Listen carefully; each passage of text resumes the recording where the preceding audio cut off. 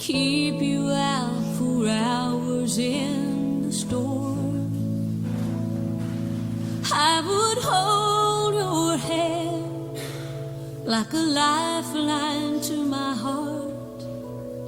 Underneath the thunder we'd be warm.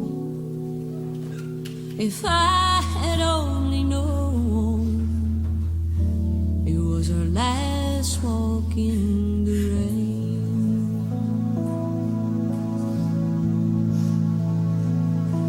If I had only known I'd never hear your voice again, I'd memorize each thing you ever said. And on those lonely nights I could think of them once more and keep your words alive inside my head. If I had only known I'd never hear your voice again.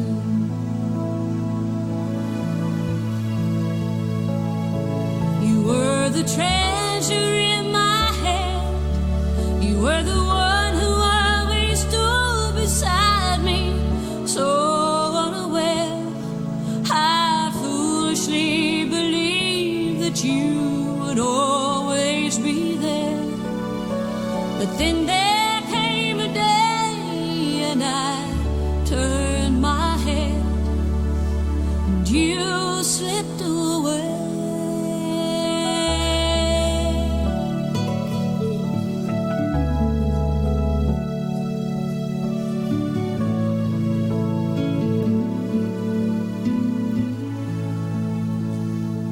If I had only known it was my last night by your side, I'd pray a miracle to stop the dawn.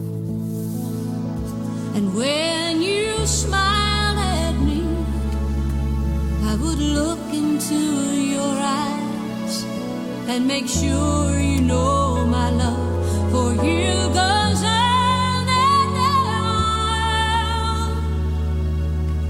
If I had only known, if I had only known,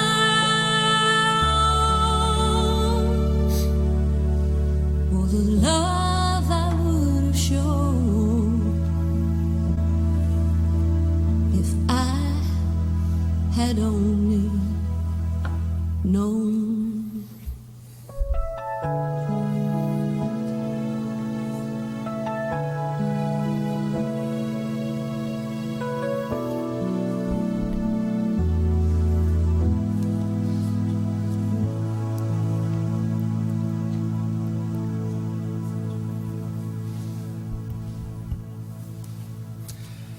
Good afternoon, friends and family. I would like to welcome you all here today. Get comfortable. Big welcome to everyone. Thank you for being here. We are all here today to celebrate the life of Jerry Vickowanich, and we will get to the party part of this celebration soon enough. Jerry would want that part too.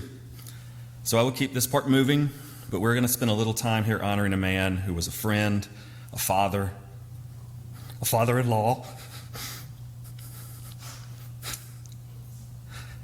a husband, a joker, a brother, a son, a beloved co-worker, a neighbor, a Michigan man through and through, a music lover. We're certainly going to cover that at the party. A man with a love of fast cars, good times, and so much more than that. And how do you fit that into 15 minutes? You can't. But what you can do is your best to make sure as many of the things and more get touched on, that you take the time you're given to honor someone who always had time for you. Now, with that in mind, I'm going to be up here for a bit. I'm going to share a lot about Jerry. Jerry's daughter, Nicole, is going to come up. She's going to do a reading as well.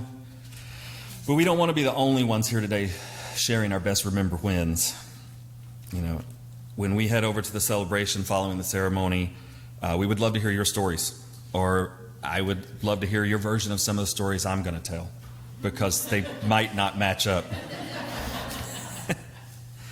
So as I mentioned, how do you condense a lifetime into about 15 minutes? Here's my tip again: you don't, you can't. But what you can do is touch on the things that made you willing to stand up here and honor that life in the first place. Author and public speaker Lovia J. has said, being a good man is something you do, not something you are. I can't think of a much better way to describe a great man. It perfectly suits Jerry. It backs up a way of representing yourself and making your way through the world that defines you by what you actually do, not by what you say you're going to do.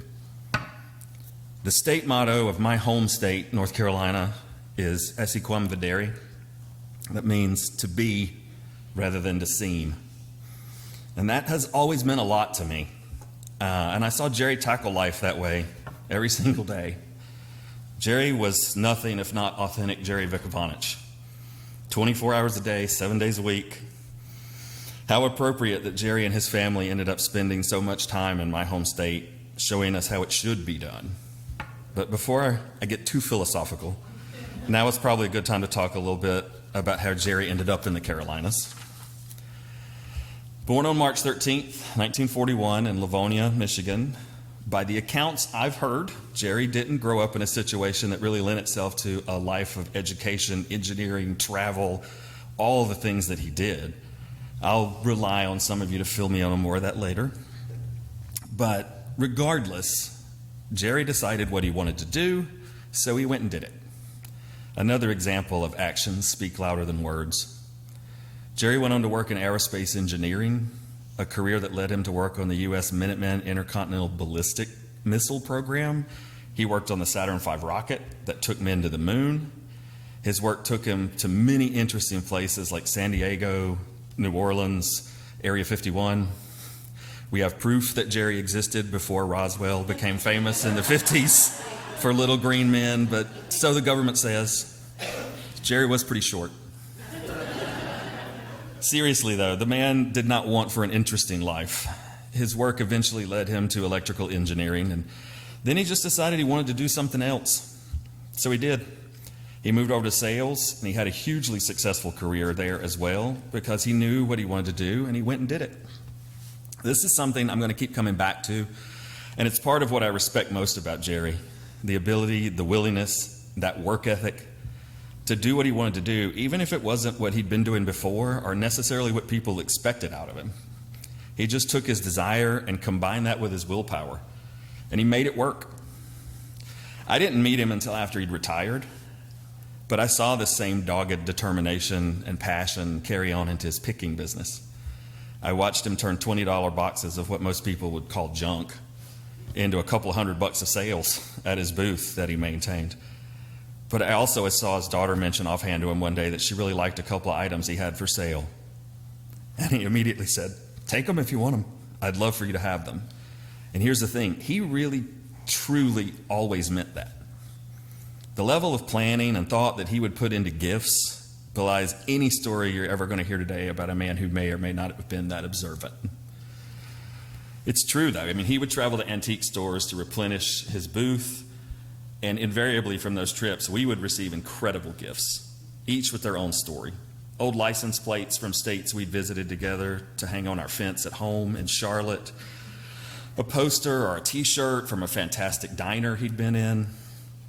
The point is, we often say about men, he'd give you the shirt off his back without thinking too much on whether it was actually true.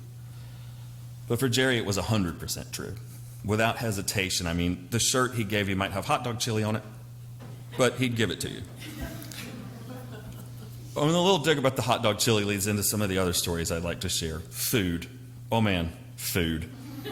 Jerry knew all the spots. I mean, for anything. You want the best burger? He'd have a place. Gumbo, hot dogs, pizza, barbecue. I mean, barbecue, he might not be able to settle in one place. It'd be 5. And I'm not just talking about here in his hometown. It didn't matter where you went. He'd have a list. He'd write out a list. He would bring it with him. One of the first times I met Jerry was in Raleigh when Nicole and I both lived there, and he'd come up to visit her. And he always came with a list of restaurants, places he'd either been before and wanted to revisit, or a new spot he'd seen on Food Network. And we'd do our best to hit every single one of them on every trip. I love food too, clearly. But I've never known anyone personally with the passion for it that Jerry had. That dogged determination he employed so well in his professional life extended into his search for the ultimate hot dog or bowl of jambalaya. And his joy for discovering a new favorite spot never waned. One of my longest running jokes with Nicole was always around clearing the table at her parents' place after breakfast. Nancy and Nicole would be putting food away. We'd all be washing up. Jerry and I would be cleaning the table, probably around 10 a.m. in the morning. Invariably, Jerry would say, "So what are we doing for lunch?" Never failed. To the point where I think we'd all have been disappointed if he hadn't mentioned it. Now, you'd think that steady and balanced diet, level blood sugar, all of those things would keep Jerry even keel at all time, but nope. Jerry and balance did not really go together. I know a lot of people here are probably waiting for me to get to these parts of the stories. It's only a matter of time. I have a feeling a lot of stories later today will probably be about Jerry's inability to remain upright under any normal circumstances, whether or not alcohol was involved. This is what I have long referred to as the Jerry Vickowanich equation. It's a simple equation, really. Jerry plus gravity measured over a long enough timeline equaled a fall. Somewhere it was going to happen. Simply put, hang around Jerry long enough, something would go boom. I had already heard some of these stories from Nicole, maybe a few from Nancy, and they can share any of the times he fell into the pool or off a ladder or out of his car later. But I want to point out it did not take very long for me to experience the outcome of the Jerry Vickowanich equation myself. Now, I had met Jerry before. He was not a stranger to me, but the first time I went down to stay at Nicole's parents', I was nervous. Not going to lie, I'm a new guy, I'm showing promise. At least enough to be invited to spend the holidays. But I'm not locked in as son-in-law by any means. It's the first night I'm there. We'd all been playing games, drinking through the afternoon, into the night. Everything was great. I had not embarrassed myself that day. We'd gone well into the evening, all was well. Things were winding down. Jerry announced he was going to bed. We all said our goodnights and see you in the mornings. And he proceeded down the hall into the bedroom. Nicole and Nancy and I were still in the living room, we're chatting. About a minute later, we heard a thud and a crash, hearty expletive from the back of the house. I froze. We waited for oh my God, what happened? Are you okay? Nicole and Nancy just paused, waited, until Jerry walked into the living room clutching his forehead, which was bleeding profusely.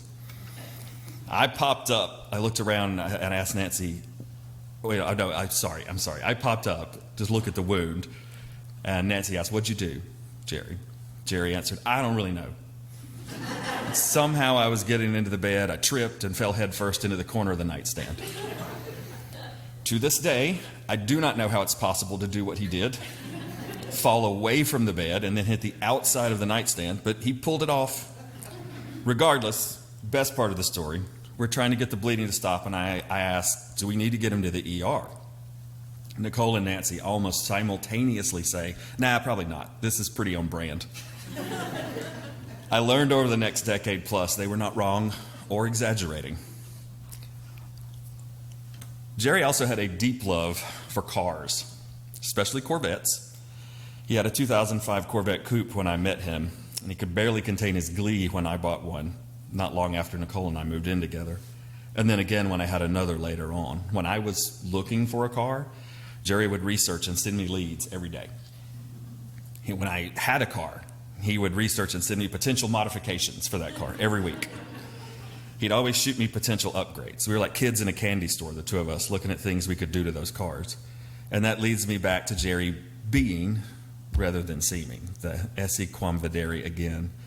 Jerry Vickowanich was authentic. Whatever he was doing, he was all in. He had an incredible ability to make life enjoyable. I think a lot of that came from knowing who he was and living his life on his own terms. There is a particular favorite song of mine by the artist Frank Turner. That is how I aspire to live my life, but even more than that, it simply is who Jerry Vickowanich was the entire time I knew him. I won't quote you the entire thing, and God knows I'm not going to sing it. But the middle verse and the chorus goes like this. So maturity is a wrapped-up package deal, so it seems, and ditching teenage fantasy means ditching all of your dreams. All your friends and peers and family solemnly tell you you will have to grow up, be an adult. Yeah, be bored and unfulfilled. Oh, but no one's yet explained to me exactly what's so great about slaving 50 years away on something that you hate, about meekly shuffling down the path of mediocrity. Well, if that's your road, then take it, but it's not the road for me. And I won't sit down, and I won't shut up, and most of all, I will not grow up. That's the Jerry I knew. My only real regret is I didn't know him earlier. I would love to have been involved in some of the other stories that I've heard, or maybe not. Depends on the story. I would really just like to thank Nancy and Nicole for letting me stand up here today and honor the man who set an example in their life that I'll have a hard time ever measuring up to. But I promise you I'll try. Most of all, I want to thank Gerald Vickowanich, for setting an example to try to measure up to in the first place, for being a great husband and father who helped raise a wonderful daughter. I appreciate you, Jerry. I want to thank and honor a man who claimed not to really like animals all that much, but still seemed to relish looking after our dogs when he got the chance. He still FaceTimed in to say goodbye to one of our dogs we had to unexpectedly let go, and I watched him weep for Nicole and I. And oh boy, did our dogs love the treat man. To the point where we all had to tell him once, Jerry, you can't give them a treat every single time they come in from outside. They're playing you, man. For all of that, I appreciate you, Jerry. I know there's going to be a time, sometime this football season, most likely, when we've moved far beyond today, and it will likely slip my mind that Jerry isn't there to answer me, and I'll go to text him a question about a Michigan football player or a play that Wake Forest just made, or maybe a silly commercial that was just on. I want to ask if he saw that long pass, if he saw that tackle. Great hit, Jerry. What do you think? And I'll weep. And that's okay. When that sneaks up on me, that'll be okay. Because Jerry touched my life much like he did most everyone here. And I'm a believer that none of us are well and truly gone, so long as those of us left keep you in your heart. We're here today keeping the memories alive, and while there may not be new ones to form, Jerry's still with us in all these stories that live on. And for all those stories and all that love and all that kindness and all that thoughtfulness you brought into this world for 81 years, I appreciate you, Jerry. And now we're going to play one more song, and Nicole is going to come up here after that and try to get through part of this as well. Thank you.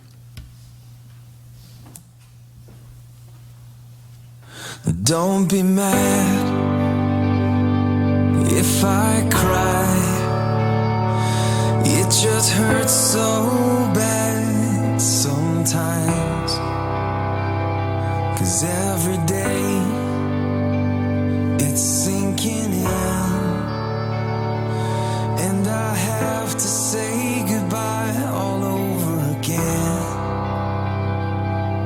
You know, I bet it feels good to have the weight of this world off your shoulders, and now I'm dreaming of the day when I'm finally there with you. Save a place for me, save a place for me.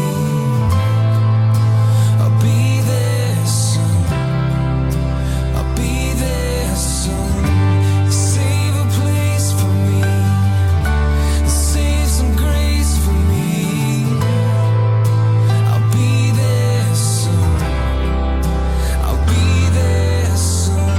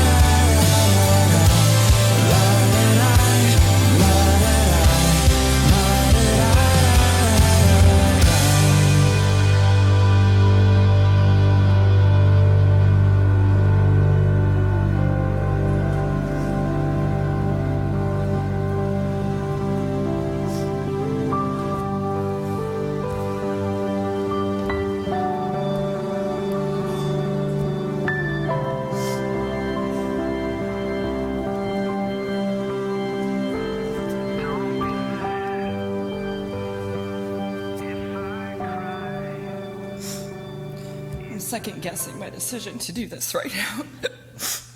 But I couldn't go through this without sharing my love for my dad and honoring him today, because that would just not be fair. And he gave me so much of his life.